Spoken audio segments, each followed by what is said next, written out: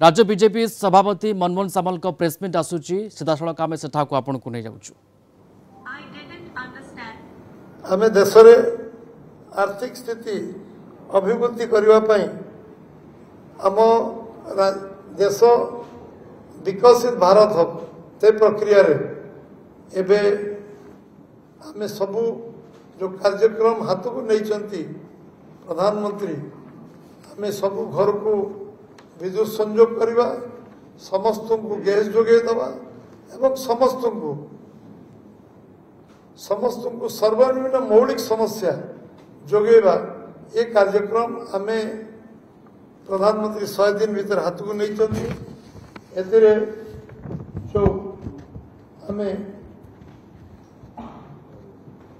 विश्वकर्मा योजना त्वरान्वित कर गतकाल सभार प्रधानमंत्री ये उल्लेख कर विश्वकर्मा गोटे वर्ष भितर रेकर्ड संख्यक युवक तालीम दिया आरंभ होती विश्वकर्मा योजना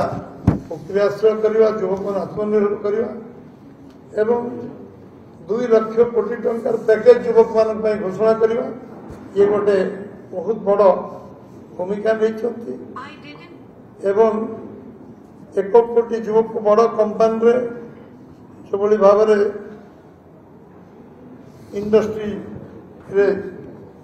इंडस्ट्री जोगेबा एवं से कार्य त्वरान्वित करवा 9.5 कोटी लोकों को किसान सम्मान योजना रे 3 लाख कोटी रु अधिक टंका जोगे दबा किसान सम्मान चाषी कृषक आत्मनिर्भर हो निज गोटे छिड़ा हो ये गोटे ऐतिहासिक पदक्षेप 17टा किस्ती आम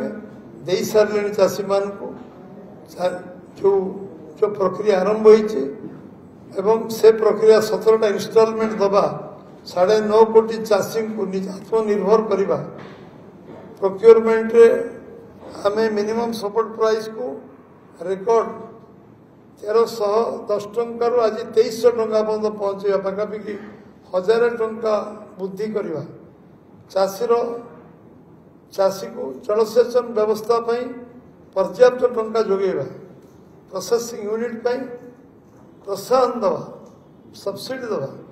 एवं कोल्ड स्टोरेज करने विभिन्न एग्रोवेस्ट इंडस्ट्री करने जो बड़ी कृषक मान को जो गुरुत्व से देइचंती एवं आम अंचल आमे आयकर रिहाती 7 लाख टंका टिकस न पड़ा ये गोटे जुगांतरी गुड़ाए दिन है लोक मन में थिला जे आयकर एवं पीएम बस योजना 3400 कोटी टंका प्रावधान कर ये हमें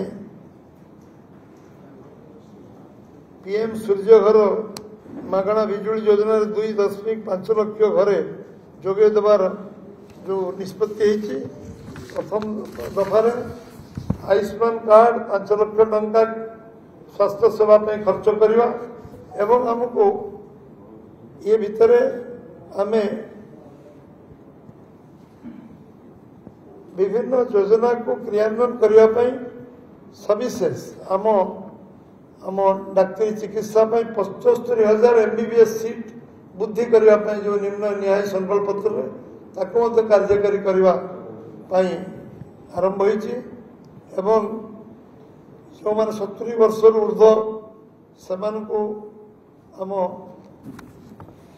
चिकित्सा सुविधा संपूर्ण सरकार दायित्व नेबे ये जो आम संकल्प पत्र उल्लेख कर